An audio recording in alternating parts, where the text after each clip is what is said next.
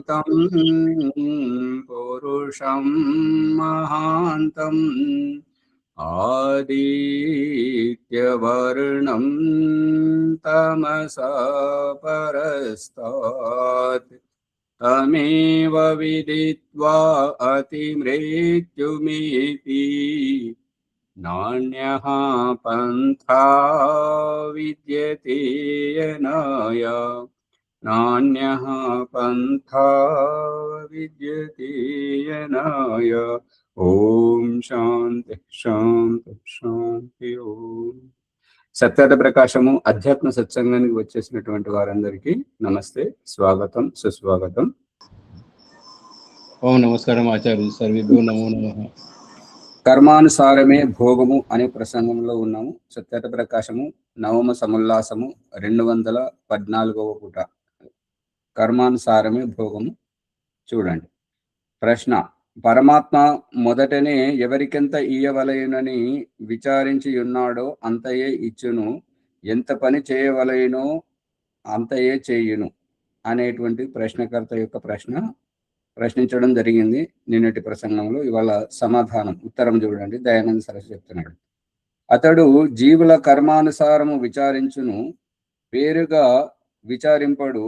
విపరీతముగా చేసిన అతడే అపరాధియు అన్యాయకారియు నగును. అతడు జీవుల కర్మానుసారము విచారించును. వాళ్ళ కర్మ ఎట్లున్నదో ఆ కర్మానుసారమే విచారిస్తుంటాడు. ఇప్పుడు ఈ రహస్యము భగవంతుడు చూపిస్తున్న దృష్టాంతం ప్రకారం పిల్లలకు ఏది కావాలో తల్లిదండ్రులకు తెలుసు. వారి యోగ్యతానుసారంగా ఎవరికి ఏది ఎంత ఎప్పుడు కావాలో అది ఆయా సమయాన్ని బట్టి వారి సామర్థ్యమును బట్టి ఆ పిల్లలకు వర్తింపజేస్తుంటారు. ఈ పిండ సృష్టిలో ఏదైతే మన ఇంటిలో మన పిండ సృష్టిలో ఏదైతే భగవంతుడు మన చేత నటింపజేసి చూపిస్తున్నాడో అదే బ్రహ్మాండంలో భగవంతుడు జీవుల పట్ల చేస్తున్నాడు అనే అభిప్రాయం. వేరుగా విచారింపడు.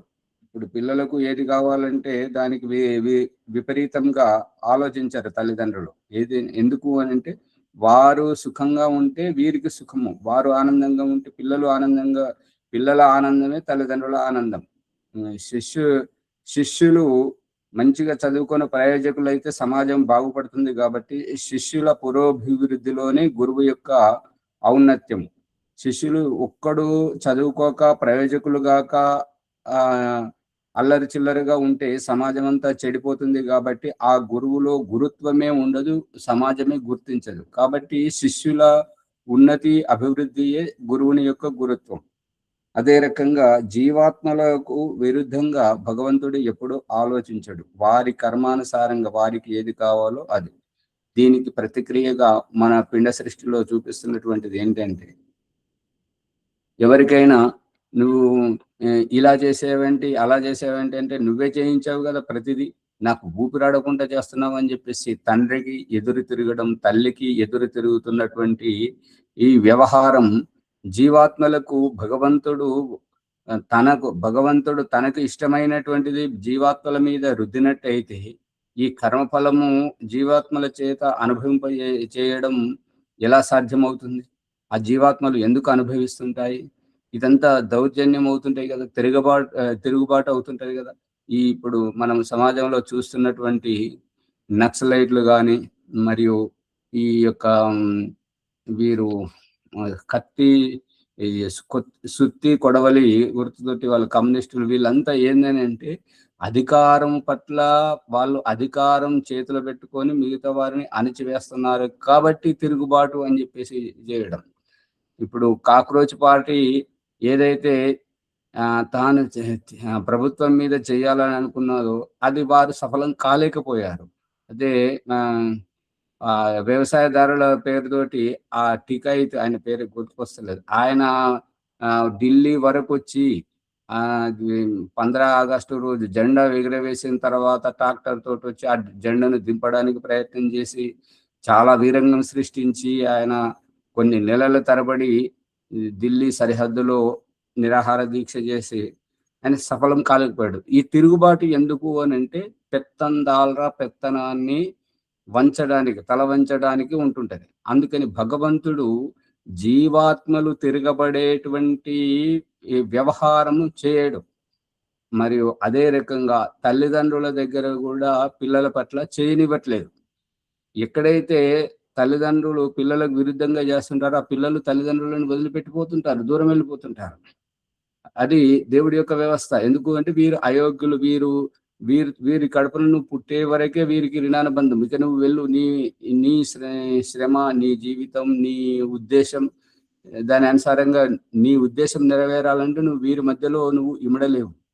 అందుకని గృహత్యాగం చేయించి, ఇల్లు వదిలిపెట్టించి బయటకు పంపిస్తున్నాడు.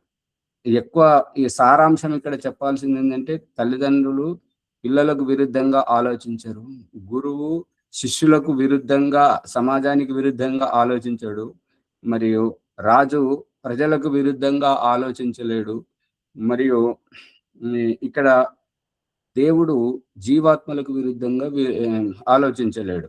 ఎందుకు అంటే ఈ దేవుడి నుంచి ఈ సృష్టి అంతా వస్తున్నది కాబట్టి ఏ రకంగా బ్రహ్మాండంలో పరమేశ్వరుడు జీవాత్మల పట్ల చేస్తున్నాడో పిండ సృష్టిలో అలాగే జరుగుతుంది, రాజ్య వ్యవస్థ అలాగే జరుగుతుంది. ఎక్కడైనా కూడా ఇప్పుడు ఏదైతే మమతా బెనర్జీ గారు మరియు లాలూ ప్రసాద్ యాదవ్ బీహార్లో, మమతా బెనర్జీ గారు ఇక్కడ, మరి కేజ్రీవాల్ వాళ్ళు ఏదైతే చేశారో అది వారి ఆలోచన సరైనది కాదు అని నిరూపితమైంది. అందుకని ఎవరైతే ఒంటెద్దు పోకడతో పోతుంటారో అది ఏదో ఒక రోజు తిరగబడి నిగ్గు తేలుతుంది, నిజము నిక్కచ్చిగా అందరి ముందుకు స్పష్టమవుతుంది. అందుకని దేవుడు మూలము పరమాత్మయే ఆ పని చెయ్యలేడు అనేది సారాంశం. విపరీతంగా చేసిన అతడే అపరాధియు అన్యాయకారియు అవుతాడు. ఇప్పుడు 215వ పుటలో ప్రశ్న చూడండి. సుఖ దుఃఖములు చిన్నలకు పెద్దలకు ఒకటిగానే ఉన్నవి. సుఖ దుఃఖములు ఏవైనా సరే, ఇప్పుడు పండుగ వస్తే, పుట్టినరోజు అయితే, పెళ్ళి అయితే, పిల్లలకు పెద్దలకు సంతోషంగానే ఉంటుంది. సంతోషంలో ఏముంటుంది అంటే ఉల్లాసం, ఉత్సాహం, ఒళ్ళంతా పులకరించడం, పరవశించిపోవడం, ఆనందభరితం అయి ఉండడం. దుఃఖంలో వ్యతితం అవ్వడం, శరీరం అంతా కుంచుకుపోవడం, హీన భావంతో ఉండడం, బాధపడుతూ ఉండడం, ఇది చిన్న వాళ్ళైనా పెద్దవాళ్ళైనా అందరికీ ఒకే రకంగా ఉంటుంటది అని చెప్తున్నారు.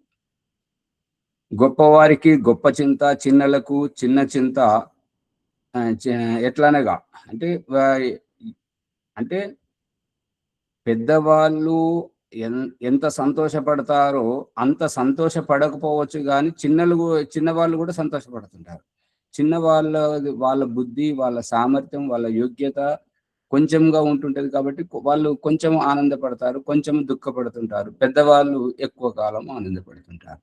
ఇప్పుడు ఏంటంటే తల్లి చనిపోయినా, తండ్రి చనిపోయినా, పిల్లలకు భార్య భర్త చనిపోతే వాళ్ళు పడినంత బాధ ఈ పిల్లల దగ్గర ఉండదు. పిల్లల బాధ ఏంటంటే వాళ్ళ అవసరము తీరటం లేదు, అంతవరకే. అమ్మ బ్రతికుంటే తనకు పాలిచ్చేది, పాలన చేసేటువంటిది, బుజ్జగించేటువంటిది, ఎత్తుకునేటువంటిది, ఆ వ్యవహారము లేదు. అందు గురించి ఏడుస్తున్నారు. ఇక పెద్దవాళ్ళు ఎందుకు ఏడుస్తున్నారు అంటే వారి మీద వీరు పూర్తిగా సమర్పితమై అన్యోన్యంగా ఉన్నారు కాబట్టి ఆ వియోగాన్ని తట్టుకోలేకపోతున్నారు. కళ్ళు మూసినా వారే కనిపిస్తున్నారు, కలలోనూ వారే కనిపిస్తున్నారు. ఎక్కడ అటువంటి ముఖ కవలికలు కనిపించినా అయ్యో వచ్చిన కనబడుతున్నారు, అక్కడ ఉన్నారని చెప్పేసి నిద్రలు ఒలిక్కి పడ్డట్టు కానీ, ఇంకా ఇతర ఏ ప్రదేశంలో కనిపించినా కూడా అటువంటి ముఖ కవలికలు ఉన్న వారి దగ్గరికి పోయి పలకరించడానికి చూడడం, ఇటువంటి వ్యవహారం అంతా పెద్దవారిలో జరుగుతుంది. అవునా కాదా ప్రభాకర్ గారు? అర్థమవుతుందా లేదా? అర్థమవుతుంది. చిన్న వాళ్ళకు కొంచెం ఉంటది, పెద్దవాళ్ళకు ఎక్కువ ఉంటుంటది. అవునవును. ఒకానొక సాహుకారునకు న్యాయాలయమున 1,00,000 రూపాయముల వివాదము ఉంచిన అతడు తన గృహము నుండి పల్లకిలో కూర్చుండి న్యాయాలయమునకు ఉష్ణకాలమున పోవును. అంటే ఉష్ణకాలం అంటే ఎండాకాలంలో అతడికి ఎండకు తట్టుకోలేక ఏంటంటే పల్లకిలో కూర్చుండి పోవును. వీధి నుండి పోవునతనిని చూచి అజ్ఞానులు ఇట్లందరూ, ఆ పల్లకిలో కూర్చుండి పోతున్నతన్ని చూసి అజ్ఞానులు ఏమంటారంటే, పుణ్యపాపముల ఫలము చూడుడు, ఒకడు పల్లకిలో సుఖముగా కూర్చుండి ఉన్నాడు, ఇతరులు కాలికి చెప్పులైనా ధరింపక క్రింద పైన కాలుచుండగా పల్లకిని మోయుచున్నారు. బాలకిని అని ఉన్నది, బాలకిని కాదు, పల్లకిని అని పెట్టుకుని. అంటే మోసేవాడు ఒకడు. ఇప్పుడు మనం ఇందాక కూడా మనం తెలుసుకున్నాం కదా, ఏంటంటే డ్రైనేజీని నింపేవాడు ఒకడు, దాన్ని శుద్ధి చేయడానికి, ఖాళీ చేయడానికి అందులో మునిగేవాడు ఒకడు. ఇదేంటంటే అది కర్మఫలం, వారు చేసుకున్నటువంటిది వీరు చేసుకున్నటువంటిది అంతే. వీధి నుండి అయిపోయింది. కానీ బుద్ధిమంతులు ఈ విషయములు ఇట్లు తెలుసుకుందరు. బుద్ధిమంతులు ఏమని ఆలోచిస్తారంటే, ఆ విషయాన్ని చూసి, న్యాయాలయము సమీపించిన కొలది సావుకారునకు శోకము సందేహము ఎక్కువ కాజొచ్చును, కానీ పల్లకి మోయు బోయిలకు అంది. ఈ దీర్ఘం ఉన్నది, బోయి దీర్ఘం ఉండకూడదు. బోయులకు, బోయ వాళ్లకు సుఖము కలగజొచ్చును.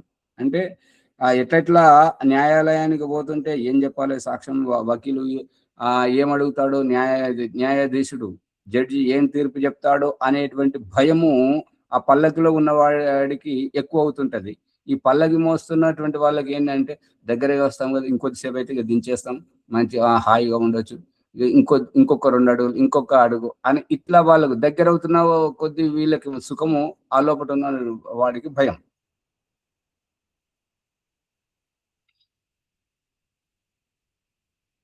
న్యాయాలయమున చేరినప్పుడు సాహుకారు ఇటునటు తిరుగుచు వకీలు దగ్గరకు పోవుదన శిరస్తాదారు దగ్గరకు పోవుదన. శిరస్తాదారు అంటే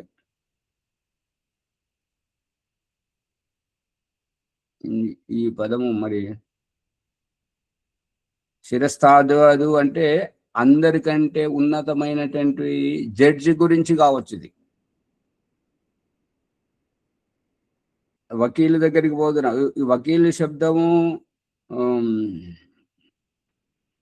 న్యాయవాది, తీర్పు చెప్పేటువంటి జడ్జి. శిరస్తాదారు దగ్గరికి పోవుదునా,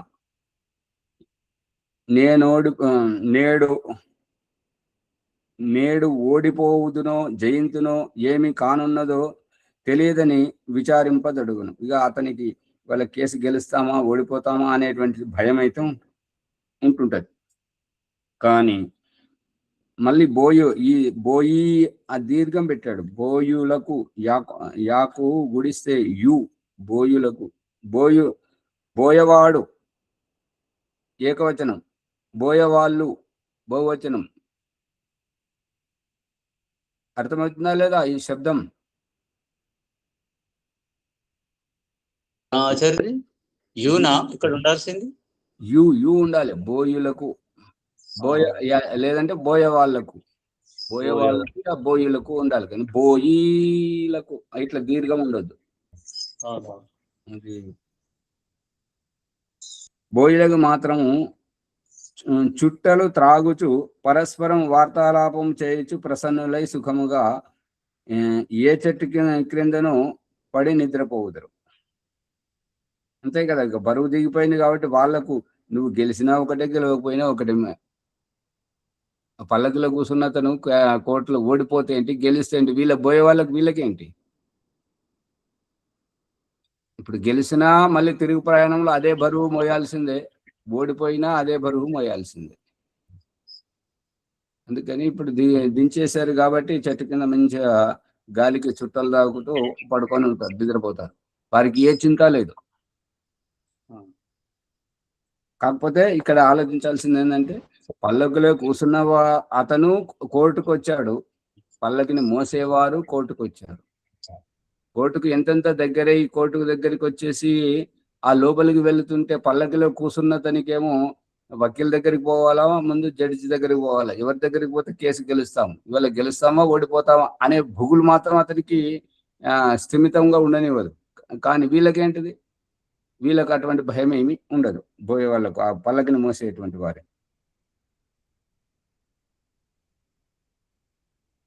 నేడు ఓడిపోవుదునో జయింతునో ఏమి కానున్నదో తెలియదని విచారింపదొడుగును. కానీ బోయిలు మాత్రం చుట్టలు త్రాగుచు పరస్పరం వార్తాలాపం చేయించి ప్రసన్నులై సుఖంగా ఏదో ఏ చెట్టు కిందనో పడి నిద్రపోవుదురు. ఆ సాహుకారు జయించనేని సుఖమును పొందును, ఓడిపోయిన దుఃఖసాగరమందు మునిగిపోవును. బోయిలు మాత్రము నిర్వికారముగా ఉందరు.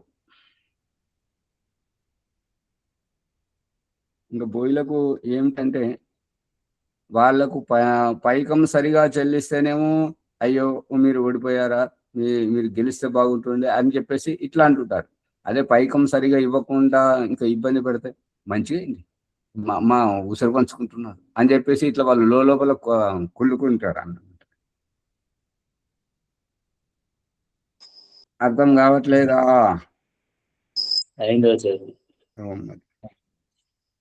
ఇదంతా ప్రశ్నకర్త తరపున, దయానందుని తరపున కాదు. అట్లే రాజు మృదువు సుందరమునగు మెత్తపై పరుండినను త్వరగా అతనికి నిద్ర రాదు. అంటే రాజు ఈ యొక్క మెత్తటి పరుపు మీద పడుకుంటే అతనికి నిద్ర రాదు. కూలి చేయవారు రాళ్ల మీదను మట్టి మీదను నిమ్నోన్నత అంటే ఎత్తు పొలాలు కలిగినటువంటి ఆ గుంతలు ఆ ప్రదేశంల మీదను పడుకొని వెంటనే సుఖంగా నిద్రింతురు. వీరు ఎందుకు నిద్రింతున్నారు అంటే వీరు శారీరకంగా అలసిపోయారు కాబట్టి అలసటగా నిద్రపోతున్నారు. వారికి ఎందుకు నిద్ర రావట్లేదు అని అంటే వారికి శరీరం అలసిపోవటలేదు, కేవలము మా నిమిత్త మాత్రముగా ఉన్నది. ఎప్పుడు ఆ విశ్రాంతి దశలోనే ఉన్నారు కాబట్టి పడుకున్నప్పుడు ఆ నిద్ర అనేటువంటిది వారికి సరిగా రాదు.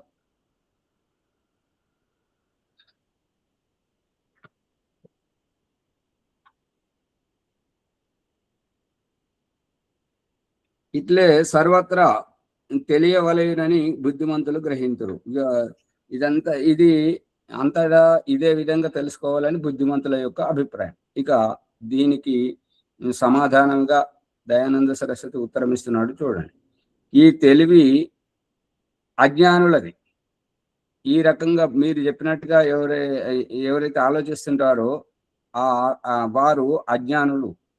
ఏలయనగా ఎట్లా అంటే మనం ఒక సాహుకారుని పల్లకి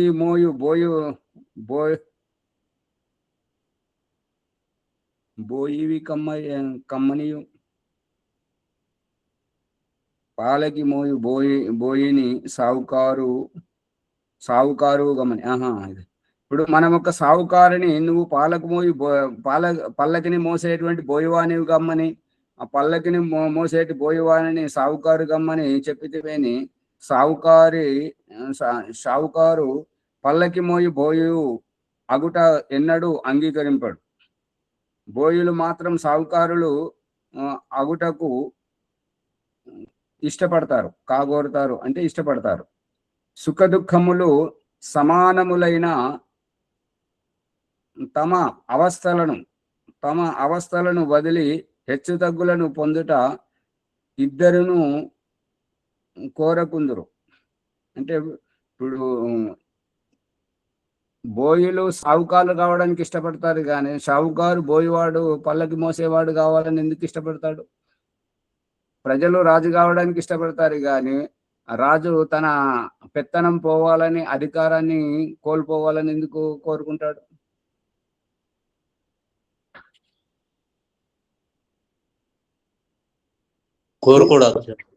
చూడు, ఒక జీవుడు విద్వాంసుడు పుణ్యాత్ముడు శ్రీమంతుడు అగు రాజు యొక్క భార్య గర్భమందు పుట్టును.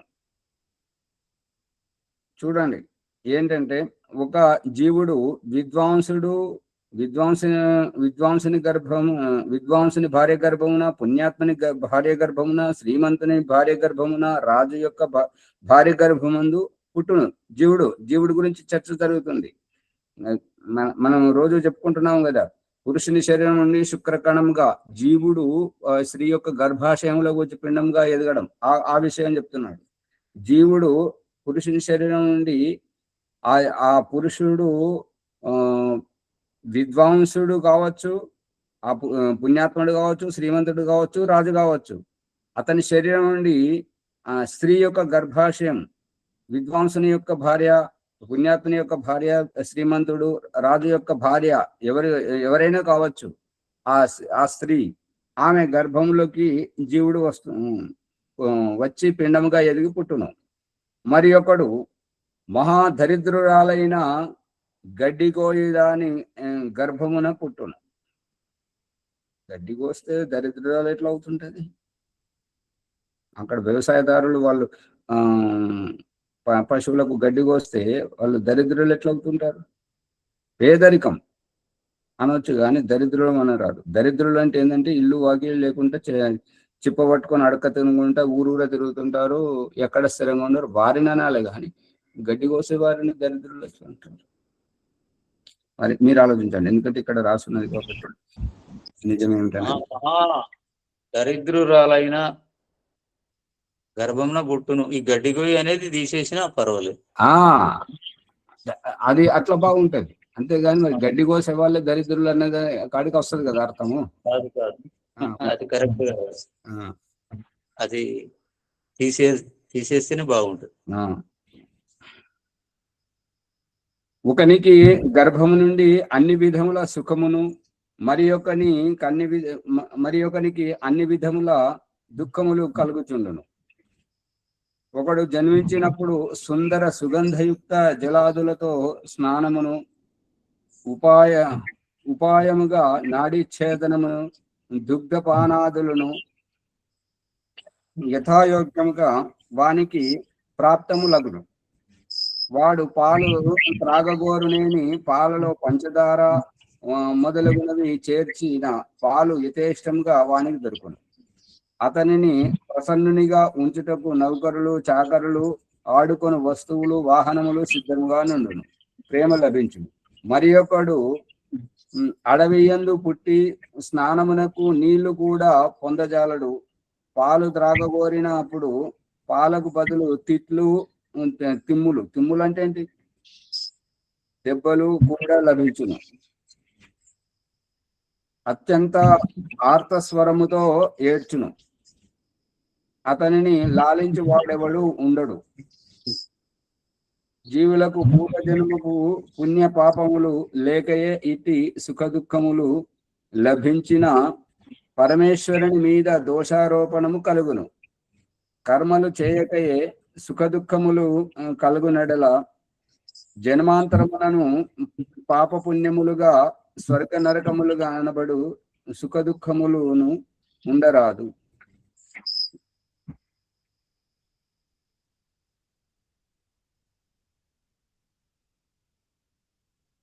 ఇక్కడ సారాంశం ఏంటంటే, ఒకరికి మంచి వ్యవస్థ ఉంటుంటది, ఇంకొకరికి ఆ వ్యవస్థ కూడా ఉండదు. ఇప్పుడు ఏంటంటే,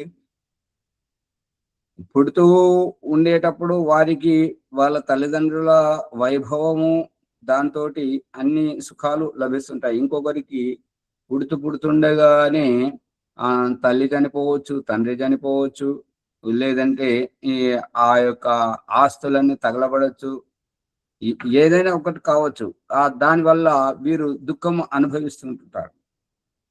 అందుకని ఇదంతా జీవుల యొక్క కర్మఫలానుసారం ఉంటుంటది. మంచి సుఖానందాన్ని పొందాలన్నా, మంచి తల్లిదండ్రులు, మంచి సిరి సంపదలు, మంచి సుఖభోగాలను, సేవకులను పొందాలన్నా, కటిక దరిద్రాన్ని మరియు దీన దరిద్రతను, ఈ యొక్క ఇటువంటి దుఃఖాన్ని పొందాలన్నా అదంతా జీవాత్మల యొక్క కర్మఫలంను బట్టి ఉంటుంటది. జీవులకు పూర్వజన్మపు పుణ్య పాపములు లేకయే ఇట్టి సుఖ దుఃఖములు లభించిన పరమేశ్వరుని మీద దోషారోపణము కలుగును. ఒకవేళ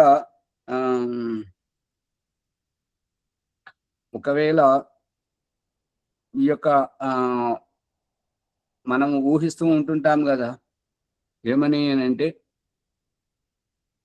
తల రాస్తావు కర్మ ఫలమంటావు అని వాళ్ళు ఎవరైతే గేయాన్ని రచన చేశారో వారి అభిప్రాయము. ఇప్పుడు ఈ ప్రసంగానుసారంగా సమాజంలో మనం చూస్తున్నటువంటిది ఏంటంటే, భగవంతుడే మనకు ఈ జీవితం ఇచ్చి స్త్రీ జీవితం స్త్రీగానే అనుభవించాలి, ఆమెకు దారి లేదని, పురుషుడిగా పుట్టినటువంటి వారికి పురుష జీవితమే ఉండాలి, వీరికి దారి లేదని, నపుంసకులకు వారికి దారి లేదని చెప్పేసి ఇదే జీవితము అని అంటే దేవుడి యొక్క అవసరం మనకు లేదు.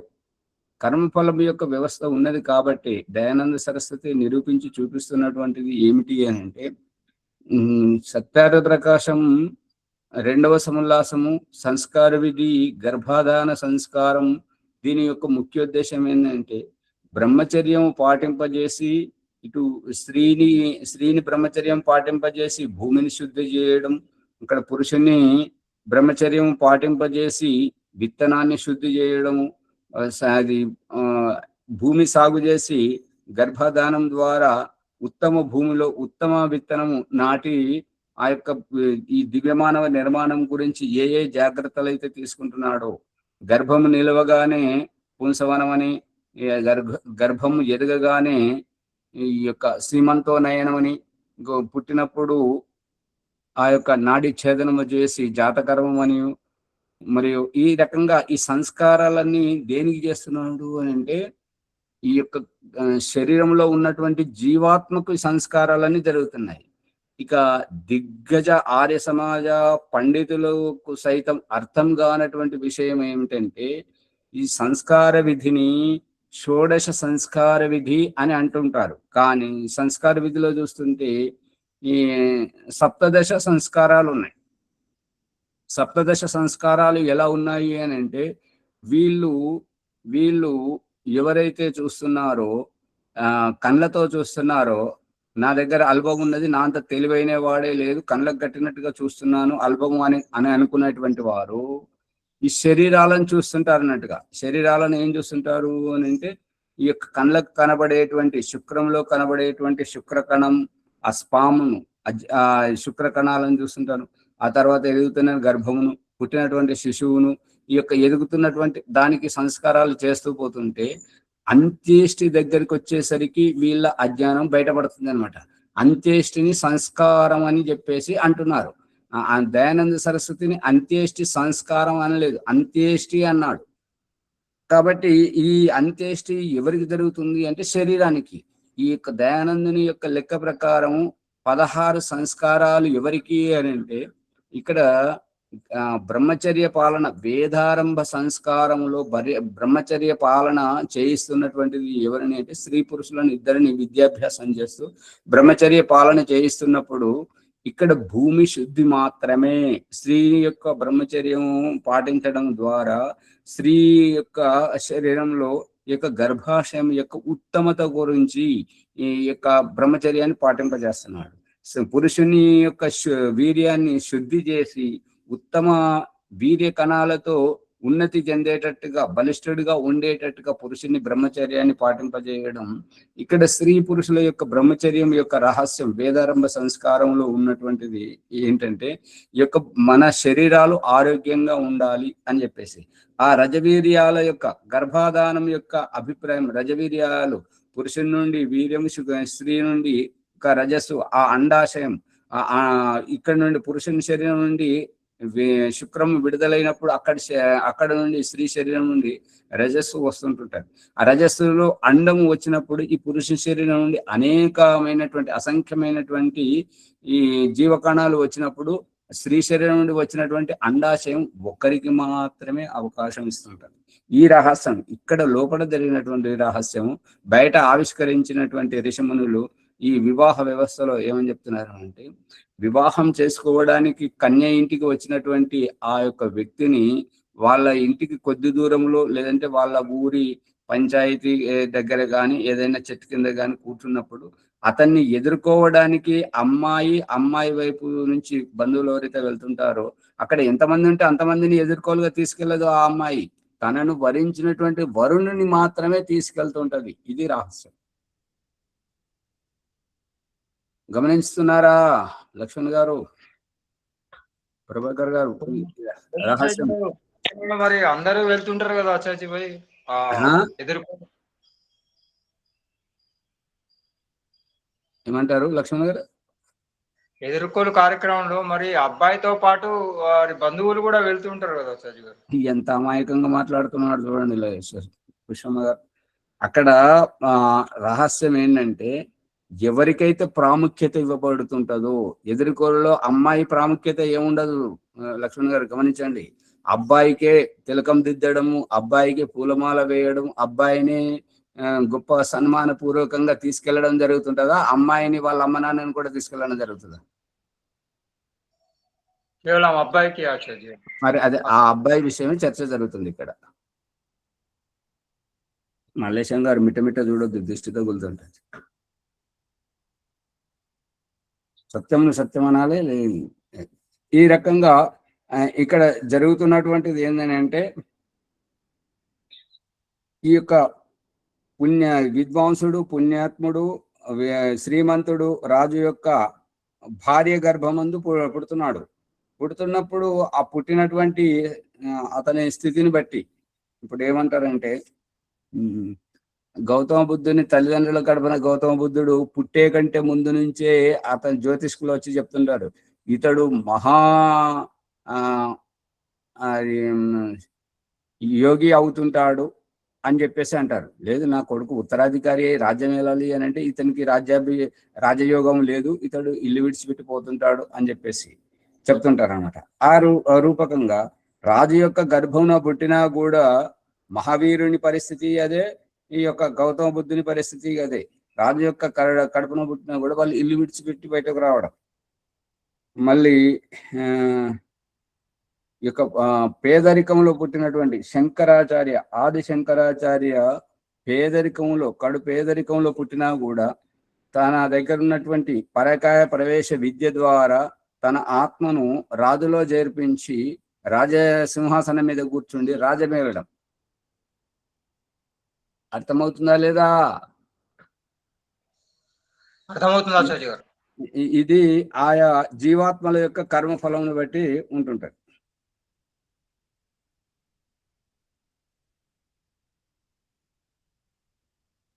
ఒకనికి గర్భము నుండి అన్ని విధముల సుఖమును, మరి ఒకనికి అన్ని విధముల దుఃఖములు కలుగుచుండును. ఒకడు జన్మించినప్పుడు సుందర సుగంధయుక్త జలాదులతో స్నానమును, ఉపాయముగా నాడి ఛేదనము చేయడము, దుగ్ధపానాదులు యథాయోగ్యముగా వానికి ప్రాప్తములగును. వాడు పాలు త్రాగగోరు పాలలో పంచదార మున్నగునవి చేర్చిన పాలు యథేష్టంగా అతనికి దొరుకును. అతనికి ప్రసన్నునిగా ఉంచుటకు నౌకరులు, చాకరులు, ఆడుకొనుటకు వస్తువులు, వాహనములు సిద్ధంగా ఉంటాయి. ప్రేమ లభించును. మరి ఒకడు అడవి యందు పుట్టి స్నానమునకు నీళ్లు కూడా పొందజాలడు. పాలు త్రాగగోరినప్పుడు పాలకు బదులు తిట్లు, తిమ్ములు, దెబ్బలు కూడా లభించును. అత్యంత ఆర్తస్వరముతో ఏడ్చును. అతనిని లాలించు వాడెవడును ఉండడు. జీవులకు పూర్వజన్మపు పుణ్యపాపములు లేకయే ఇట్టి సుఖ దుఃఖములు లభించిన పరమేశ్వరుని మీద దోషారోపణము కలుగును. ఈ రకంగా ఎవరైనాను సరే ఈ యొక్క అడవిలో పుట్టినా, ఫుట్పాత్ మీద పుట్టినా, ఎక్కడ పుట్టినా కూడా ఆ పుట్టేటువంటి ఆ శిశువు యొక్క ఆత్మ ఆ పుట్టుకకు ముందు గర్భాధానంలో పురుషుని శరీరం నుండే స్త్రీ గర్భాశయానికి వచ్చింది, పిండంగా ఎదిగి పుట్టడం జరిగింది. మరి రాజు కడుపున పుట్టినటువంటి, విద్వాంసుని కడుపున పుట్టినటువంటి బిడ్డ ఆ వారి ఆత్మ ఎట్లా వచ్చింది? మరి ఈ పుట్టిన తర్వాత ఆ రాజు కడుపున పుట్టిన బిడ్డ విద్వాంసుని, పండితుని వాళ్ళ కడుపున పుట్టినటువంటి బిడ్డ ఎట్లయితే పాలు తాగి పెరిగారో ఈ యొక్క కడు పేద దరిద్రపు స్థితిలో ఉన్నటువంటి వారి కడుపున పుట్టినటువంటి బిడ్డ కూడా మొట్టమొదట చనిపాలు తాగి పెరుగుతుంటారు కదా. మరి తర్వాత ఎందుకు మార్పు వస్తున్నది అని అంటే, ఒక్క తల్లి కడుపున పుట్టిన బిడ్డలకే ఈ రకంగా మార్పు ఎందుకు వస్తున్నది, ఈ గొడవలు ఎందుకు వస్తున్నాయి అంటే అది కర్మఫలం వల్లనే ఈ రకంగా జరుగుతుంది. ఓం ఆచార్య, ఇప్పుడు అన్నట్టు శంకరాచార్య గారు ఆ పరకాయ ప్రవేశం చేయడం అది కర్మ ఫలితమే. ఆచార్య గారు సుఖభోగాలను అనుభవించడానికి వెళ్ళలేదు కదా ఆచార్య, కేవలము తాను ఆ వివాహ సంబంధం గురించి తెలుసుకోవడానికి ఆ పరకాయ ప్రవేశం చేశాడు. మరి ఇది కర్మ ఫలితం ఎలా అవుతుంది ఆచార్య గారు? ఇప్పుడు చర్చ ఏం జరుగుతుంది, మీరేం ఆలోచిస్తున్నారు? అక్కడ పరకాయ ప్రవేశం శంకరాచార్య గారు చేయాల్సిన అటువంటి అవసరం ఏమున్నది అని అంటే, ఆ రాజు వల్ల రాజ్యము అంత దుఃఖితులై ఉన్నారు, అంత అర్థం కాని స్థితిలో, మంత్రులకు ఏం అర్థమైతే లేదు, ఆ ప్రజలకు ఏం అర్థమైతే లేదు, రాజు ప్రజలను పట్టించుకుంటలేడు, భోగ విలాసంలో మునిగి రాజ్యం అంతా చాలా శోచనీయ దశలో ఉన్నది. దానిని ఉద్ధరించాలనేటువంటిది అభిప్రాయం. అందుకని ఎప్పుడైతే శంకరాచార్య గారి శరీరము శిష్యుల మధ్యలో అష్టామలక రుద్రజడ తైలములతో సురక్షితంగా ఉంచమని చెప్పి వచ్చినటువంటి శంకరాచార్య శరీరమును తన విరోధి అయినటువంటి రాజు గుర్తించి దానికి ఆ శరీరాన్ని తీసుకెళ్లి అంత్యక్రియలు చేస్తున్నాడు అనే విషయము దూతల ద్వారా తెలియగానే, ఇప్పుడు నేను ఈ యొక్క రాజు శరీరాన్ని విడిచిపెడుతున్నాను, ఈ మహారాణి గారు ఇప్పుడు మీ రాజ్యాన్ని మీరు చూసుకోండి అని అంటే, ఆ రాణి ఏమంటుంటదంటే, మీరు వచ్చే కంటే ముందు ప్రజలు ఈ యొక్క రాజ్యము అస్తవ్యస్తంగా ఉండేది, మీరు వచ్చిన తర్వాత ప్రజలంతా రామరాజ్యాన్ని చూస్తున్నారు, ప్రజలంతా సుభిక్షంగా ఉన్నారు, దేశమంతా సస్యశ్యామలంగా బాగా ఉంది, మీరు ఇలాగే ఉండాలి. ఇంకా ఆ మహారాణి గారు మంత్రితో కూర్చుండి రహస్య మంతనం ఏమని చేస్తుంటది అని అంటే, ఈ ప్రజలు ఈ రకంగా ఉన్నందువల్ల మరి ఈ రాజు ఈ శరీరాన్ని విడిచిపెట్టిపోకుండా మన రాజు లాగానే ఉండాలి, ఇతను ఏ శరీరం నుండి అయితే వచ్చాడో ఆ శరీరం ఎక్కడో ఒక చోట గుఫలోనో ఎక్కడో ఉంటుంటది, దాన్ని దహనం చేసేస్తే రాజు ఇక్కడే ఉంటాడని చెప్పేసి మంత్రి గారు వాళ్ళు చెప్పినందువల్ల భటులను పంపించి వెతికిస్తుంటాడు. అది వీడియో నేను పెట్టాను, మీరు గమనించలేదు.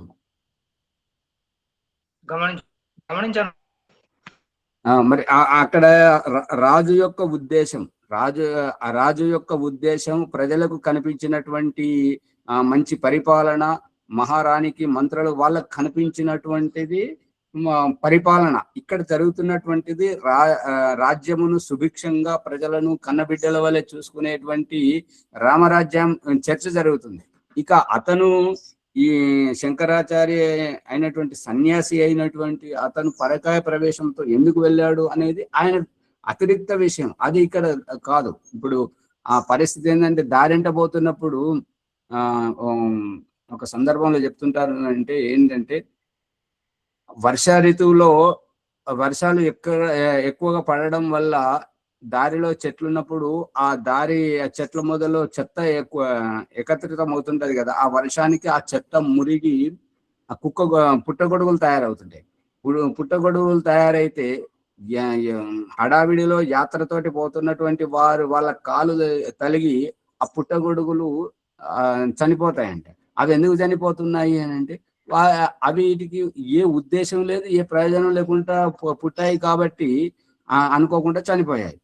మరి ఆ దృష్టాంతం ఇక్కడ ఎందుకు చెప్తున్నారు అంటే, ఎవరైతే బ్రతకడానికే తింటున్నారో, బ్రతకడానికి కాదు, ఎవరైతే తినడానికి బ్రతుకుతున్నటువంటి వాళ్ళకే ఈ రోగాలు ఉన్నాయి. చూడండి, తినడానికి బ్రతికే వాళ్ళకే భార్య వ్యామోహము, భర్త వ్యామోహము, ధన సంపద, ఈ భోగభాగ్యాలు, ఈ శారీరక సౌందర్యం గురించి చూసుకొని ఎవరైతే బతుకుతున్నారో వాళ్ళు చావాల్సిందే. వాళ్ళకు ఈ రకంగా ఈ దారిలో వెళ్ళేటువంటి యాత్రికుని కాలు కింద పుట్టగొడుగులు ఎట్లయితే నలిగి చచ్చిపోతున్నాయో, ఈ యొక్క ఏ ఉద్దేశం లేకుండా ఉన్నటువంటి వాళ్ళ జీవితాలు కూడా అంతే, ఆ పుట్టగొడుగులతో సమానము. ఎవరైతే ధర్మము, అర్థము, పుణ్యము, పురుషార్థము చేసుకుంటూ తమను ఉద్ధరించుకోవడానికి ఈశ్వర ప్రాప్తి కోసం ప్రయత్నం చేస్తున్నారో వారి జీవితమే సఫలము అనేది సారాంశం. అర్థమవుతుందా లక్ష్మణ్ గారు? ఓం ఆచార్య గారు అర్థమవుతుంది సార్. ధన్యవాదాలు సార్.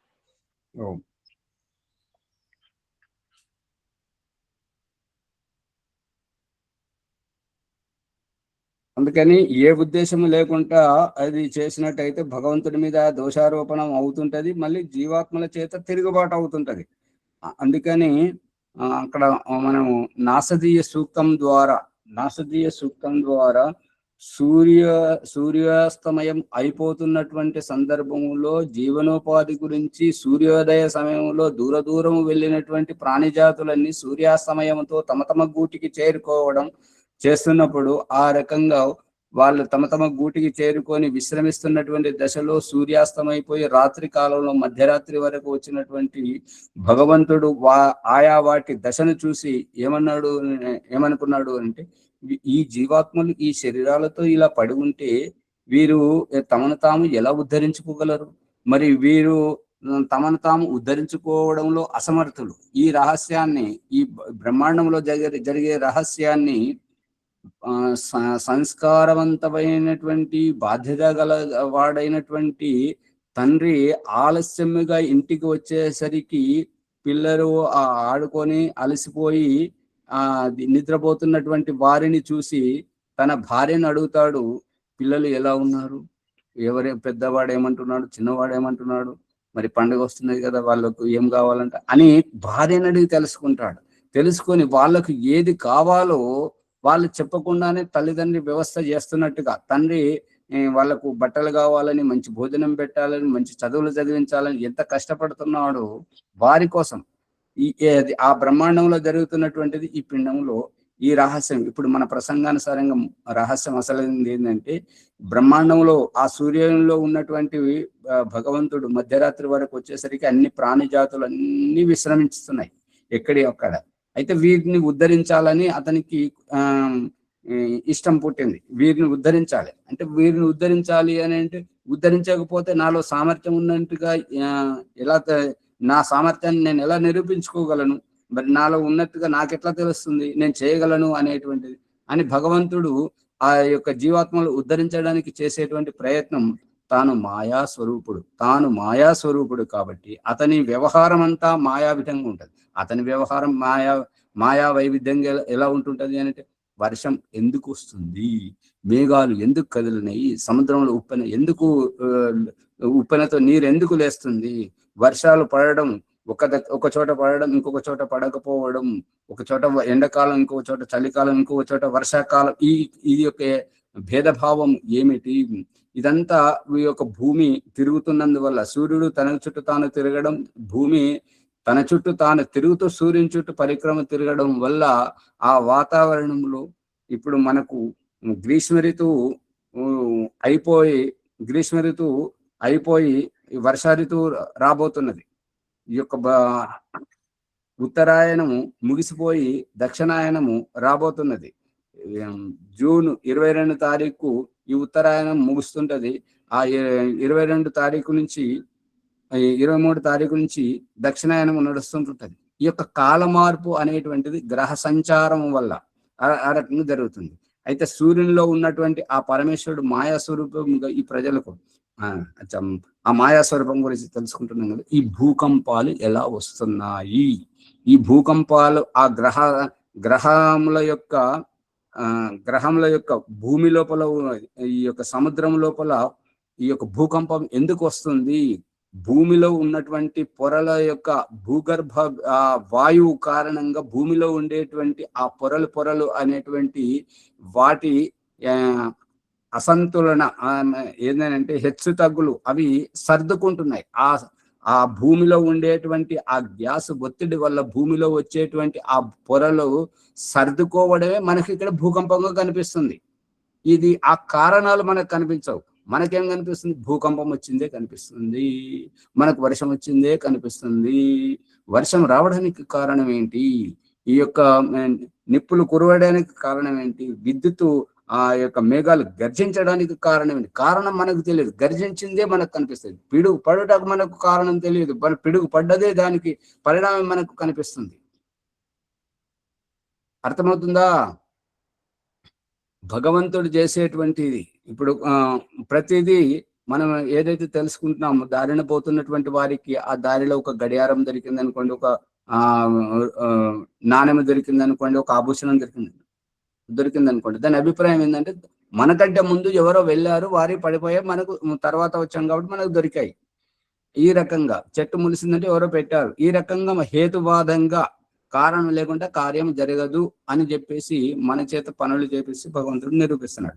అయితే ఇక్కడ ఏంటంటే ఆ దేవుడు మాయా స్వరూపంగా చేసేటువంటిది ఈ 84 లక్షల జీవరాశుల జన్మలలో ఉండి సొమ్మసిల్లి అదమర్చి నిద్రపోతున్నటువంటి ఆ జీవాత్మలు గుర్తించలేకుండా ఉన్నాయి.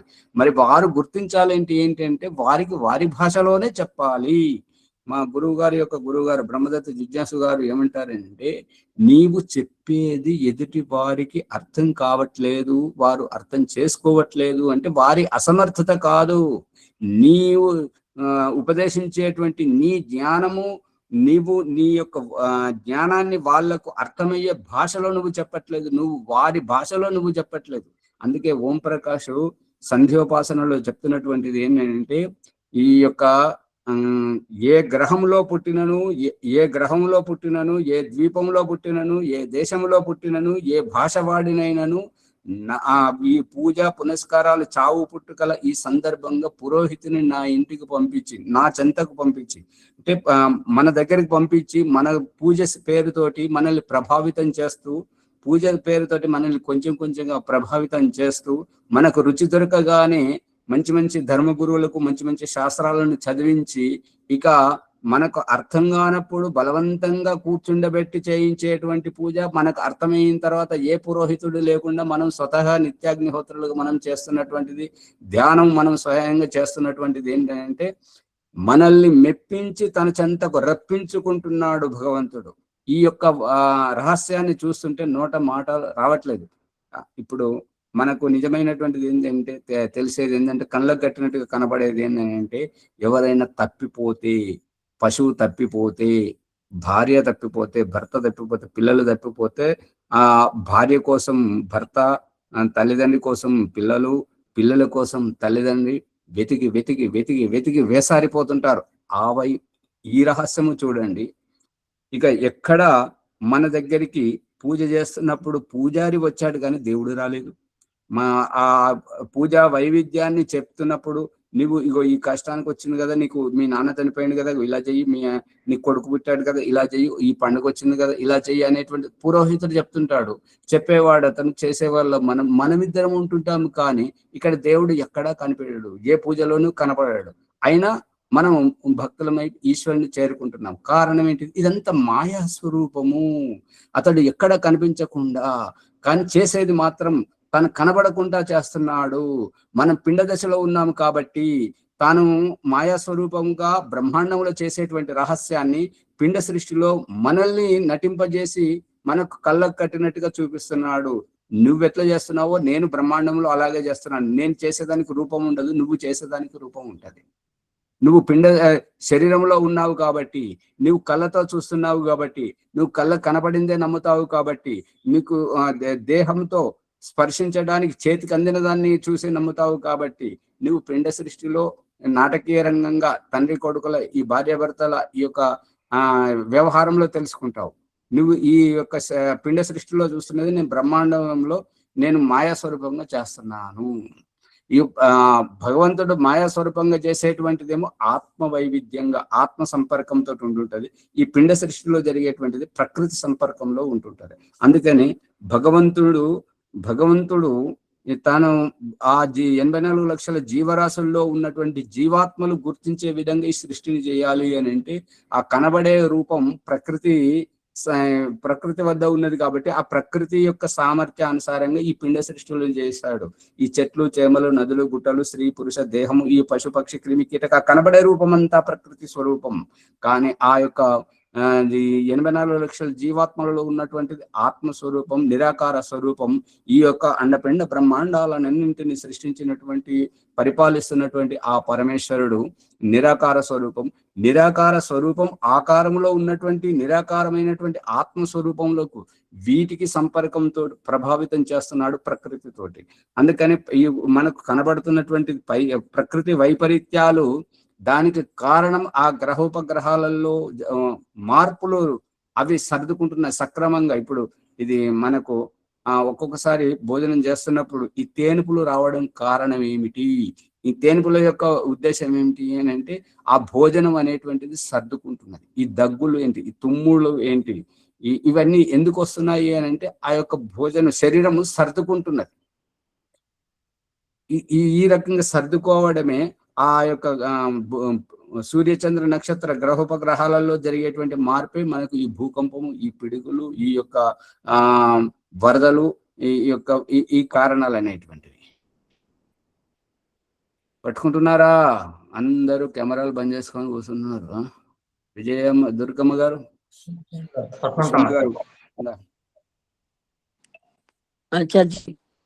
అర్థమవుతుందా లేదా విషయం? అర్థమవుతుందా చర్జీ? వింటున్నాను సార్. బాలరాజు గారు పట్టుకుంటున్నారా లేదా? వింటున్నాం ఆచార్య, అర్థమవుతుంది. సరే సరే.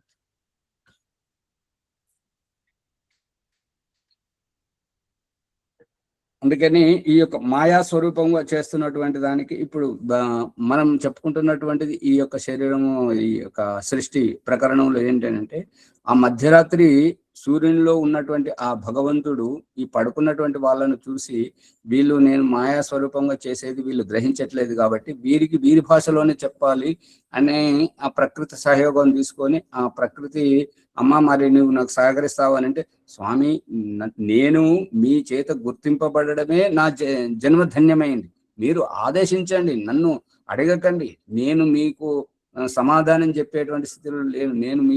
మీరు ఆదేశించండి, మీరు ఎలా చెప్తే నేను అలా చేస్తాను అని అంటే, అప్పుడు భగవంతుడు ఏమంటాడంటే, నేను ఇలా సృష్టి చేయాలని అనుకుంటున్నాను, నీవు నా యొక్క నిసర్గ స్థానం, నేను ఎక్కడైతే ఉదయిస్తుంటానో అక్కడ నాకు ఉషగా ఉండి నా కోసం వేచి ఉండు. ఈ లోపల ఈ బ్రహ్మ ముహూర్తంలో ఎవరెవరైతే అధ్యాత్మం పేరుతోటి జపము, ధ్యానము, సంధ్యోపాసన వీళ్ళు ఎవరెవరైతే చేస్తున్నారో, వీళ్ళు చేసేదంతా వీళ్ళకు అవగాహన ఎంత ఉంది, వీళ్ళు నటిస్తున్నారా లేదంటే నిజంగానే చేస్తున్నారా, వీరి కర్మను నేను చూసుకొని వస్తుంటాను. ఆ తర్వాత మన ఇద్దరం కలిసి ఈ యొక్క సృష్టి వ్యవస్థను చేద్దాం అని చెప్పేసి భగవంతుడు అక్కడ ప్రకృతిని పంపిస్తుంటాడు. ప్రకృతి అక్కడ ఉషోదయముగా ఉండి ముస్తావై ఈ సూర్యుని ఉదయం గురించి వేచి చూస్తుంటుంటది అన్నట్టు. ఈ రహస్యాన్ని ఋషి మహర్షులు ఆవిష్కరించి కళ్ళకు కట్టేటువంటి విధంగా, వివాహం చేసుకునేటువంటి అమ్మాయి ఆ యొక్క పెళ్లి పందిరులు వరుని రాక కోసం ఎదురు చూస్తుంటుంటారు. పచ్చని పందిరిలో పసుపుతో స్నానం చేసి అంత పచ్చగా ఉండి ఎదురు చూస్తుంటారు. ఈ రూపకంగా భగవంతుడు యొక్క మాయా స్వరూపం స్వామర్థ్యంతో ప్రకృతిని తీసుకొని ఈ యొక్క 84 లక్షల జీవరాశులు మరి యొక్క అండపిండ బ్రహ్మాండం యొక్క వ్యవస్థ అనంటే, ఏ జీవాత్మ కర్మఫలం ఏ రకంగా ఉంది, ఆ యొక్క జీవాత్మ కర్మఫలం ఆ రకంగా ఉంటే ఆ కర్మఫలానికి ఏ శరీరం తగినటువంటిది, ఆ శరీరము ఏ అన్నపానీయాలతో జీవించి ఉంటుంది, ఆ అన్నపానీయాలు ఎటువంటి వ్యవస్థలో ఈ యొక్క పంచమహాభూతాలలో ఇమిడి ఉండాలి అనేటువంటిది అంతా భగవంతుడు ఈ యొక్క వ్యవస్థ చేసినప్పుడే ముందు పంచమహాభూతాలను, ఆ తర్వాత అన్నౌషధులను, ఆ తర్వాత ఈ యొక్క అమైతుని సృష్టిని స్వేదజ సృష్టి, గాలిలో తేలాడేటువంటివి మరి ప్రవహించేటువంటివి ఈ చెమటకు వచ్చేటువంటి సూక్ష్మక్రిములు, ఆ తర్వాత ఈ ఉద్బీజములు అంటే విత్తనాలతోటి మొలకెత్తి ఉన్నటువంటి వృక్ష వనస్పతులు, అన్న ఔషధులను గురించి ఉత్పత్తి, ఆ తర్వాత గుడ్లు పెట్టి సంతానానికి అనేటువంటి అండజ సృష్టి, ఆ తర్వాత గర్భం దాల్చి పాలిచ్చి పెంచేటువంటి ఈ జాతులు ఈ యొక్క జరాయుజ సృష్టి, చిట్ట చివరికి మనిషిని యొక్క సృష్టి ఈ యొక్క భగవంతుడు ఆవిష్కరించాడు. అందుగురించి ఇదంతా భగవంతుని వ్యవస్థ వేరు, ఈ యొక్క కనిపిస్తున్నటువంటి వ్యవస్థ వేరు. భగవంతుడు మాయాస్వరూపంగా చేసినటువంటిది బుద్ధిమంతులకు, తెలివిమంతులకు వాళ్ళకు మాత్రమే అందుతుంటది. ఎవరైతే కళ్ళతో చూసిందే నిజము అని ఎవరైతే నమ్ముతుంటారో వారికి భగవంతుడు అర్థం కాడు, భగవంతుడు వారి కోసం లేడు. అందుకనే సైంటిస్టుల ప్రయోగశాలల్లో సైంటిస్టులు ఏమంటారంటే, ఒకవేళ దేవుడు ఉంటే నేను చేసేటువంటి ప్రయోగాలలో నా యొక్క పరకనలి అంటే ఆ ట్యూబ్లు ఏవైతే ఉంటుంటాయో, నేను దేంట్లోతోటైతే టెస్ట్ చేస్తుంటాను అందులో పట్టుబడితే దేవుడు ఉన్నాడని నేను నమ్ముతానని వారు అంటారు. డాక్టర్ ఏమంటాడు, నేను శరీరాన్ని అణువణువంతా చీల్చి పోస్ట్ మార్టం చేస్తున్నాను, బ్రతుకున్న వారికి ఆపరేషన్లతోటి అణువణువు చీలుస్తున్నాను, తలను పగలగొట్టి మెదడుకు ఆపరేషన్లు అక్కడ చేస్తున్నాను, ఈ గుండెకు ఆపరేషన్ అంతటి చేస్తున్నాను, ఎక్కడ చీల్చినా నాకు అక్కడ దేవుడు దొరకలేదు. అర్థమవుతుందా? అందుకనే ఈ యొక్క డాక్టర్ల, సైంటిస్టుల భాషలో దేవుడు లేడు. కానీ ఇక్కడ జరుగుతున్నటువంటి భగవంతుడు చూపిస్తున్నటువంటిది ఏంటంటే, గర్భాధానములో పురుషుని శరీరం నుండి వస్తున్నది ఏంటి? స్త్రీ గర్భాశయంలోకి వస్తున్నది ఏంటి? చావులో ఈ యొక్క మృత శరీరం నుంచి, ఈ యొక్క శరీరం నుంచి వెళ్ళిపోయిన తర్వాత ఈ శరీరం శవంగా పడి ఉంటున్నది, కళ్ళకుండా ఈ యొక్క శవం అని అంటున్నాం. ఈ మృతదేహం నుంచి ఈ వెళ్ళిపోయింది ఏమిటి? అని పోయాడు, చనిపోయిండు. ఎవడు? ఏం చనిపోయింది? స్త్రీ అయితే చనిపోయిందని, పశువు అయితే చనిపోయిందని, పురుషుడు అయితే చనిపోయాడు అని. ఈ యొక్క ఇండు చనిపోయిండు ఇదేంటి? ఇది అధ్యాత్మంలో ఉన్నది. అందుకని అసలైనటువంటిది ఏంటంటే, ఈ టెక్నాలజీ ఏదైతే అంటుంటారో, విజ్ఞానం ఏదైతే అంటుంటారో, విజ్ఞానం రహస్యాలని వెలుబుచ్చుతూ ఎక్కడైతే దారి దొరకక ఆగిపోతుంటుందో అక్కడ అధ్యాత్మం ప్రారంభం అవుతుంటది. విజ్ఞానం కంటే అడుగు ముందుగా ఉంటుంటది అధ్యాత్మం. కారణం ఏంటంటే, విజ్ఞానం ఏమో కారణాలతో నడుస్తుంటుంటది. అంటే దీని అభిప్రాయం ఏంటంటే, మెట్ల మీద అడుగులు పెట్టి ముందుకెళ్లేవారు ఒకరు, గాలిలో ఎగిరి పైకి పోయేవారు ఇంకొకరు. ఈ విజ్ఞానము ఆ సూత్రములతో నడిచేటువంటిది, ఆ సూత్రాలను సూత్రీకరించేటువంటిది ఆధ్యాత్మ గురువులు. ఇంతే తేడా. ప్రభాకర్ గారు పట్టుకుంటున్నారా? పట్టుకుంటున్నాను. శోభమ్మ గారు పట్టుకుంటున్నారా లేదా రహస్యాన్ని? ఏమంటారు? మెట్ల పైన నడిచేది విజ్ఞానము, ఆ ఎగిరేది ఆధ్యాత్మికమా? సూత్రబద్ధంగా నడిచేటువంటిది. ఆ సూత్రాలు లేకపోతే దానికి దారి లేదు.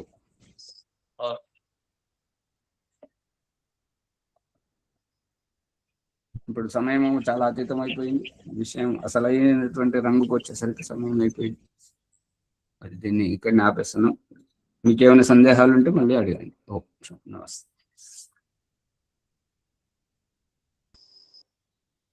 ముందుకు తీసుకెళ్ళండి ప్రభాకర్ గారు. నమస్తే.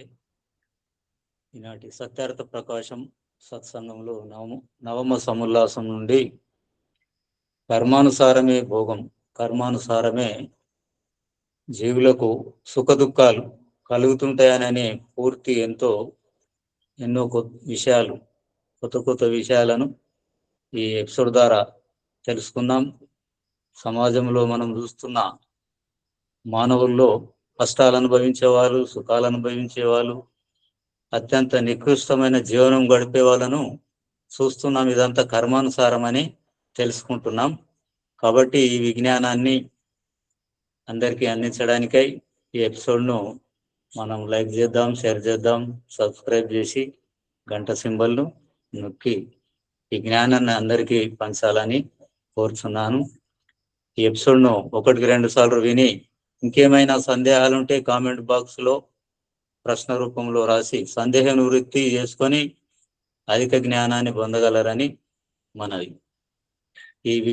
ఈ ఎపిసోడ్ ద్వారా మనకెంతో విషయాలు విడమర్చి అర్థవంతంగా చెప్పిన ఆచార్య గారికి ధన్యవాదములు.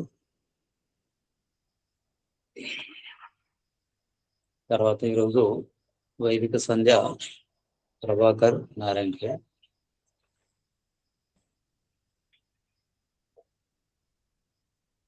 వైదిక సంధ్య బ్రహ్మ సాక్షాత్కారం.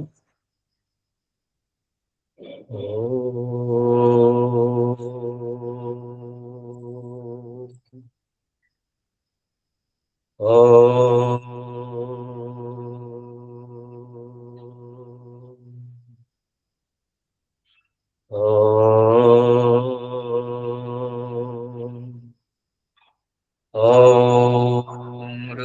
भास्करणमसि स्वाहा ॐ अमृतापिदानमसि स्वाहा ॐ सत्यं यशः श्रीर्मैश्रीः श्रेयतां स्वाहा साचमनमन्त्राणि ॐ शन्नो देवीरविष्टय आपो भवन्तु पीतये संयोरविस्रवन्तु नः इन्द्रियस्पर्शमन्त्रः ॐ वाक् वाक् ॐ प्राणः प्राणः ॐ चक्षुः चक्षुः ॐ श्रोत्रं श्रोत्रम् ॐ नाभिः ॐ हृदयम् ॐ कण्ठः ॐ शिरः ॐ बाहुभ्यामशोबलम् ॐ करतल करपृष्ठे मार्जनमन्त्रः ॐ भो पुनातु शिरसि ॐ भुवः पुनातु नेत्रयोः ॐ सः पुनातु कण्ठे ॐ महा पुनातु हृदये ॐ जनः पुनातु नाभ्याम् ॐ तपः पुनातु पादयोः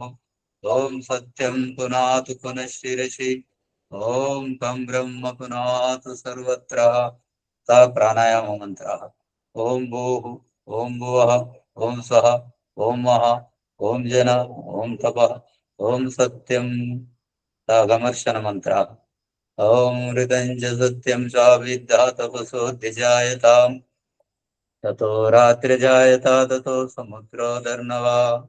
समुद्रादर्णवादरि संवत्सरो जायता अहोरात्राणि विदधा विद्वश्यमिष्टोषि सूर्याचन्द्रमसौ दाता यथा पूर्वं कल्पयत् दिवं च पृथिवीं च अन्तरिक्षमतो स्वः आचमनमन्त्राणि ॐ शन्नो देवीरविष्टय आपो भवन्तु पीतये संयोरविस्रवन्तु नः मनसा परिक्रमा मन्त्रः ॐ प्राचीदिगग्निरधिपतिरसितो रक्षितादित्या इषवः तेभ्यो नमो अधिपतिभ्यो नमो रक्षितृभ्यो नमो ईशुभ्यो नमो येभ्यो अस्तु योऽस्मान् द्वेष्टियं वयं दिस्मस्तं वोजं वेदद्मः दक्षिणादीन्द्रोऽधिपति स्थिरच्चिराजे रक्षिता पितर ईशवः तेभ्यो नमो अधिपतिभ्यो नमो रक्षितृभ्यो नमो ईशुभ्यो नमो येभ्यो अस्तु योऽस्मान् द्वेष्टियं वयं दिस्मस्तं वोजं वेदद्मः प्रतीचीदिग्वरुणोऽधिपतिः पृदाको रक्षितान्नमिषवः तेभ्यो नमो अधिपतिभ्यो नमो रक्षितृभ्यो नमो ईशुभ्यो नमो येभ्यो अस्तु योऽस्मान् द्वेष्टियं वयं दिस्मस्तं वोजं वेदद्मः उदीचीदिक्सोमोऽधिपतिः स्वजो रक्षिता शनिरिषवः तेभ्यो नमो अधिपतिभ्यो नमो रक्षितृभ्यो नमो ईशुभ्यो नमो येभ्यो अस्तु योऽस्मान् द्वेष्टियं वयं दिस्मस्तं वोजं वेदद्मः ध्रुवादिग्विष्णुरधिपतिः कल्माषग्रीवो रक्षिता वीरुदैषवः तेभ्यो नमो अधिपतिभ्यो नमो रक्षितृभ्यो नमो ईशुभ्यो नमो येभ्यो अस्तु योऽस्मान् द्वेष्टियं वयं दिस्मस्तं वोजं वेदद्मः ऊर्ध्वादिग्बृहस्पतिरधिपतिः चित्रो रक्षिता वर्षमिषवः तेभ्यो नमो अधिपतिभ्यो नमो रक्षितृभ्यो नमो ईशुभ्यो नमो येभ्यो अस्तु योऽस्मान् द्वेष्टियं वयं दिस्मस्तं वोजं वेदद्मः ఉపస్థాన ప్రకరణం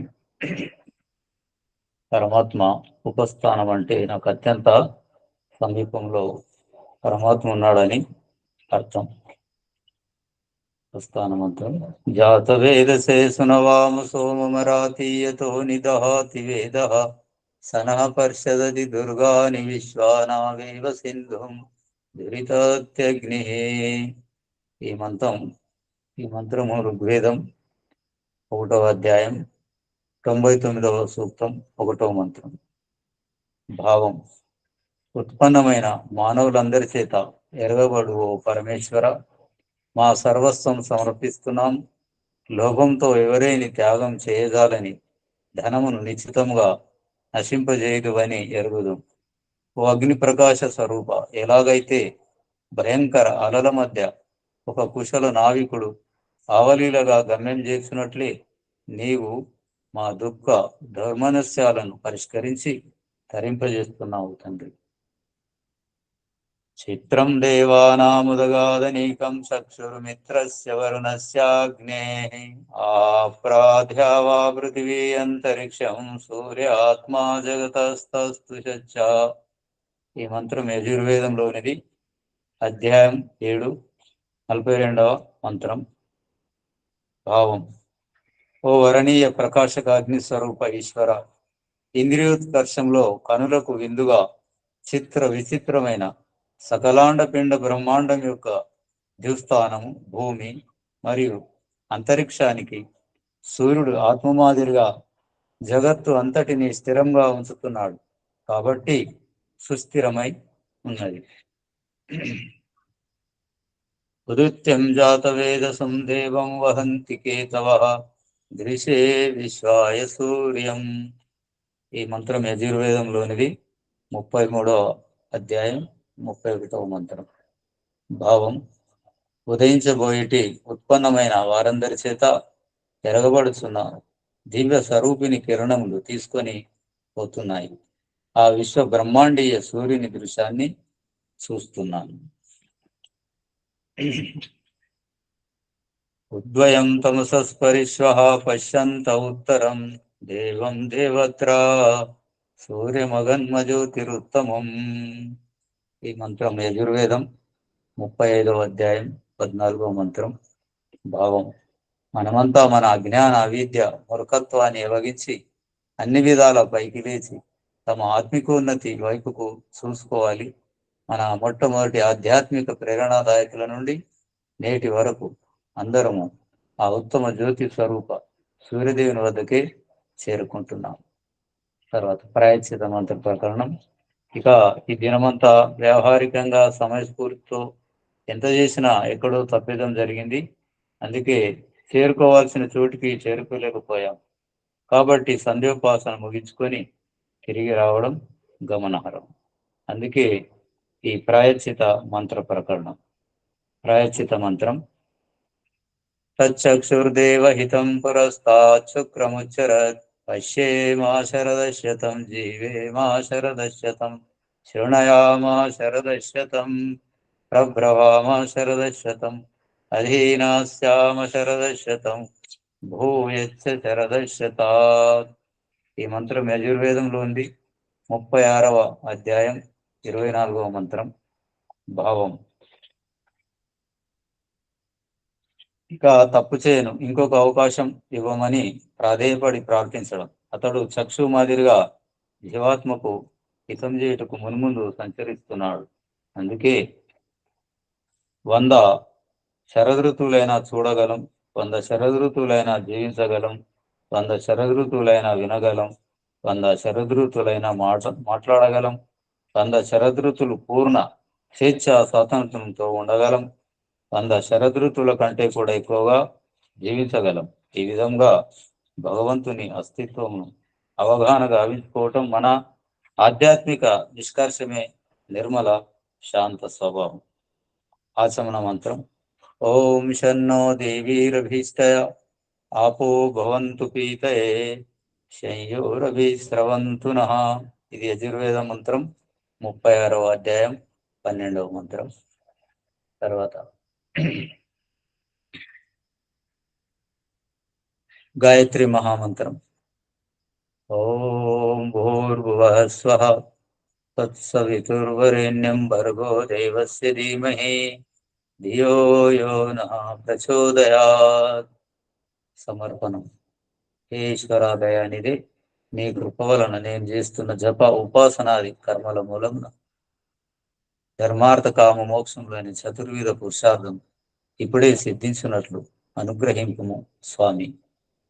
నమస్కార మంత్రం. ఓం నమః శంభవాయ చ మయోభవాయ చ నమః శంకరాయ చ మయస్కరాయ చ నమః శివాయ చ శివతరాయ చ. ఆచమన మంత్రం.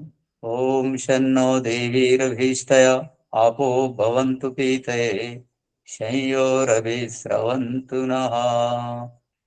ఇది వైదిక సంధ్య బ్రహ్మ సాక్షాత్కారం. ఓం ప్రభాకర్ గారు, ఇక్కడ ప్రార్థన సామర్థ్యం ప్రార్థన, సామర్థ్యం, ఇవి రెండు మీకు అర్థం కావట్లేదు. ఇదివరకు కూడా చెప్పడం జరిగింది, మళ్ళీ అలాగే చెప్తున్నారు. ఈ ప్రాయశ్చిత్త మంత్రంలో ఏంటంటే చేయగలగాలి, ఉండగలగాలి, చూడగలగాలి, బ్రతకగలగాలి, మాట్లాడగలగాలి అనే భావం రావాలి. కానీ అది చూడగలం, చేయగలం, మాట్లాడగలం, జీవించగలం అనేటువంటిది వ్యక్తిగత అభిప్రాయం చెప్తున్నారు. వ్యక్తిగత అభిప్రాయానికి ప్రార్థనకు తేడా లేదా? తేడా ఉంది కదా. దాంతో భగవంతుడికి సంబంధం ఏంటి? నా దగ్గర ఈ సామర్థ్యం ఉన్నదని చెప్తున్నారు. ఆ సామర్థ్యం ఉంటే మరి నా దగ్గరికి ఎందుకు వచ్చినావు? ప్రార్థనలు చేస్తున్నావు. 100 శరదృతులైనా చూడగలగాలి అని ఉండాలి. కలగాలి, చూడగలగాలి. ఎందుకంటే నేను సఫలమవుతలేను కదా. సఫలమయ్యే వరకు చూడగలగాలి, సఫలమయ్యే వరకు మాట్లాడగలగాలి, సఫలమయ్యే వరకు జీవించగలగాలి, సఫలమయ్యే వరకు నేను చేయగలగాలి. అన్ని ప్రార్థన కదా. అది సరి చేసుకోండి. శాంతి పాఠ. ఓం ద్యౌ శాంతి అంతరిక్షం శాంతి పృథివీ శాంతి శాంతి ఓషధయ శాంతి వనస్పతే శాంతి బ్రహ్మ శాంతి విశ్వే దేవా శాంతి సర్వం శాంతి శాంతిరేవా శాంతి సమా శాంతిరేధి. ఓం శాంతి శాంతి శాంతి. ఓం సర్వేభ్యో నమస్తే. ఓం నమస్తే ఆచార్య, సర్వేభ్యో నమో నమః. ఓం నమస్తే ఆచార్య, సర్వేభ్యో నమో నమః. నమస్తే. ఓం నమస్తే ఆచార్య, సర్వేభ్యో నమో నమః.